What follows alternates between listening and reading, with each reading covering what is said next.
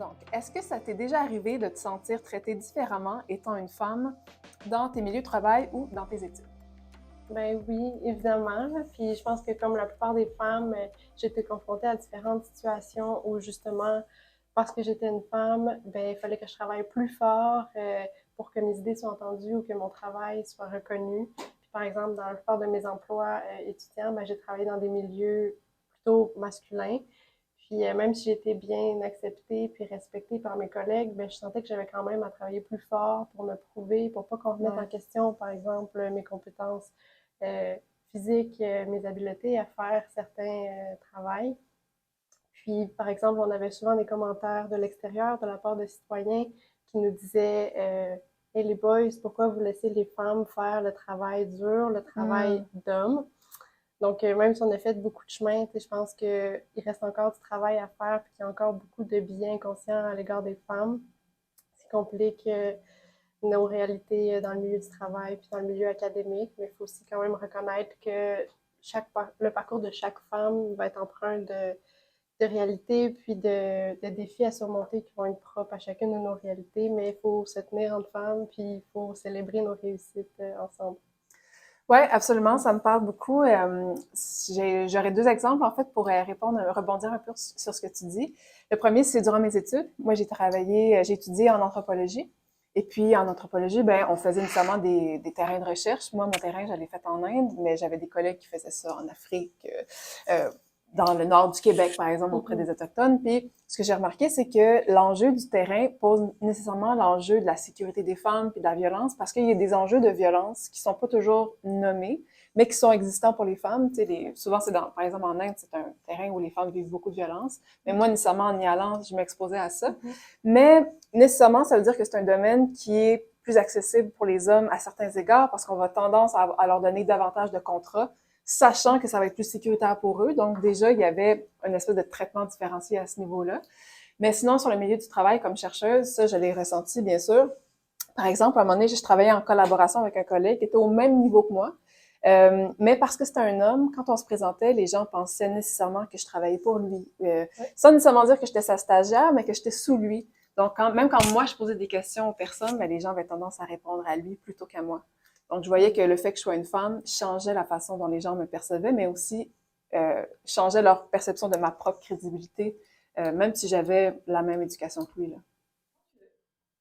Aurais-tu des conseils à donner pour des jeunes femmes comme moi qui commencent en recherche ou justement des jeunes femmes qui voudraient se lancer dans le milieu de la recherche? Ben, le plus grand conseil, je dirais, c'est peut-être d'aller voir tout d'abord des mentors, donc tu sais, s'inspirer de femmes qui font ça, puis peut-être même aller les consulter. Moi, ce que je trouve qu'il y a d'extraordinaire dans les mouvements de femmes, c'est à quel point il y a de la solidarité. Donc, je suis certaine que s'il y a une chercheuse qui est intéressée, mais qui hésite un peu, puis qu'elle contacte une chercheuse qui existe déjà, qu'elle trouve le fun par ses sujets, etc., ben, je suis pas mal certaine qu'elle va être très contente de recevoir du feedback. Je dirais que c'est très important pour les chercheuses de d'oser aller en recherche, justement, même si parfois on peut penser qu'à certains niveaux, ou dépendamment des sujets, ça peut être un domaine plus d'hommes, parce que pendant longtemps, les femmes ont été complètement invisibilisées dans la recherche, là, jusqu'à ce qu'on voit apparaître des sociologues, des anthropologues femmes. Sinon, les femmes faisaient pas partie des données. Donc, je pense qu'il faut qu'on garde ça en tête. C'est important de vraiment privilégier la présence des femmes. Puis même comme conseil, tu sais, pas pour les nouvelles chercheuses, mais pour celles qui sont vraiment bien établies, je dirais que c'est vraiment pour les femmes qui sont là, de voir la relève des femmes comme étant vraiment nécessaire, puis d'être très empathique à leur démarche et d'avoir en tête tous les enjeux de genre qui peuvent parfois freiner les femmes à aller de l'avant, puis de vraiment les prendre sous leur aile, puis d'avoir en tête cette solidarité-là féminine. Puis toi, en fait? Mais ce que tu dis, ça me fait penser en fait à mon parcours, en fait, de comment je me suis rendue à Hmm. l'observatoire. Et en fait, je suivais un petit peu ce que tu faisais, puis je trouvais vraiment OK. intéressant les recherches que tu faisais et inspirant. Donc, c'est ce qui m'a amené un peu à t'écrire au départ Oh, wow. quand j'ai approché l'observatoire. Donc, ça reflète un peu ce que tu disais. Puis, si j'aurais des conseils à donner, en fait, c'est que même si le milieu de la recherche peut sembler un peu intimidant, comme femme à se lancer, le sentiment d'imposteur peut être vraiment bien ancré. Ouais.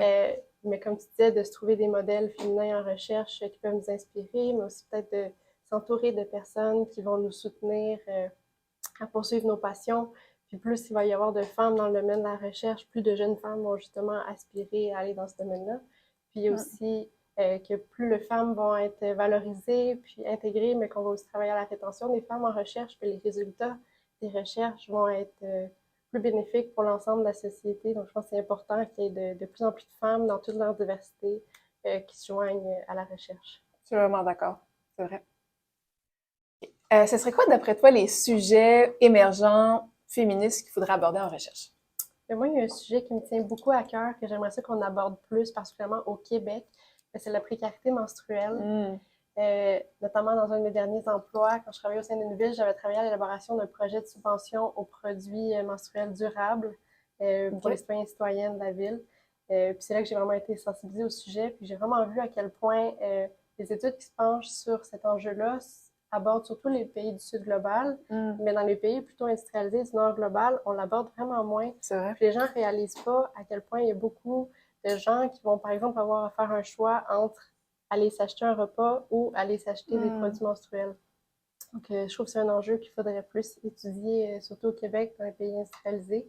Ouais. Puis, par exemple, dans nos études sur le projet sur l'itinérance et les changements climatiques, ben, j'ai vu que beaucoup de subventions qui allaient vers les organismes communautaires incluaient, par exemple, des montants pour la nourriture, des vêtements, du matériel de consommation sécuritaire, des condoms, mais pas de produits menstruels. Donc, c'est vraiment... Les femmes devaient aller se le payer par elles-mêmes, puis il n'y avait pas accès dans les organismes d'urgence. Wow! Ouais, c'est super intéressant. Tu Et vois, toi? ouais, moi, je dirais que ce serait sur les inégalités envers les femmes dans le milieu de la santé. Puis je dirais que ça tournerait beaucoup sur la manière dont on traite les femmes dans le milieu de la santé. Tu sais, je pense par exemple à la notion de la douleur. Il y a les études, lorsqu'on prend en exemple, tu sais, certaines opérations ou certains analgésiques, ben, on se base vraiment sur le niveau de douleur des hommes, mais pas des femmes. On a en fait pas de données là-dessus. Un exemple, tu sais, du traitement différencié de la douleur, c'est par exemple quand les femmes ont à faire des biopsies, par exemple de l'endomètre, ben les femmes font ça à froid, alors qu'on pourrait pas imaginer des biopsies sur d'autres endroits du corps qui seraient faites à froid. Mais pour les femmes, avec l'endomètre, c'est tout à fait faisable. Il y a beaucoup d'enjeux de grossophobie, comme par exemple les femmes qui sont dans le milieu sur le chemin de la fertilité. Elles passent par énormément de grossophobie pour avoir accès à ce chemin-là. Aussi, tu sais, quand on regarde les femmes qui font une césarienne, ben c'est une opération qui est très importante et c'est la seule opération dans toutes les opérations qui existent où on va s'attendre qu'une femme, 24 heures après ou 48 heures, se lève aux 2 heures pour les prochaines nuits du 6 mois à venir, alors que c'est une très grosse opération. On n'attendrait jamais ça de personne s'il faisait une autre opération que celle-ci. Donc, je pense qu'il y a vraiment un traitement différencié envers les femmes à travers le système de santé. Puis ça, je pense que c'est un enjeu qui serait très intéressant à aborder. Donc, en ce 8 mars, on a eu la chance de discuter ensemble de plusieurs enjeux qui touchent les femmes et des inégalités qu'elles vivent au quotidien. Est-ce que tu aurais un dernier petit mot de la fin à partager?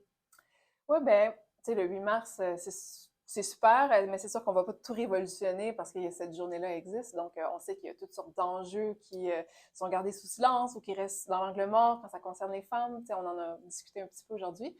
Mais déjà, on peut se réjouir du fait que plus il va y avoir de femmes dans le milieu de la recherche, plus ces enjeux-là vont être abordés. Donc, je pense que ça, ça nous permet de voir que dans le futur, ben, il va peut-être avoir des changements qui vont être de plus en plus intéressants. Plus il va y avoir des femmes qui vont s'y intéresser et qui vont faire partie du milieu de la recherche.